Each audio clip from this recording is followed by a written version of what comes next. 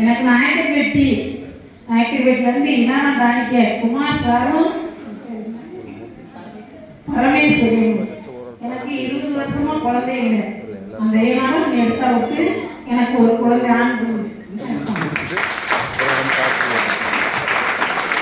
பிறகு நம்மளோட ஏற்றது நம்மளும் தயவு செஞ்சு நம்மளால் நல்லா இருக்குன்னு சொல்லி நானும் வெள்ளைப்படுதலுக்கு தைராய்டுக்கு வாதம் எல்லாருக்கும் நானும் வாங்கி இப்போ நம்மளால நம்மளை மாதிரி நாங்கள் நல்லா இருக்கணும்னு சொல்லி நானும் எடுத்து சாப்பிட சொல்லி கொடுத்துட்டு இருக்கேன்.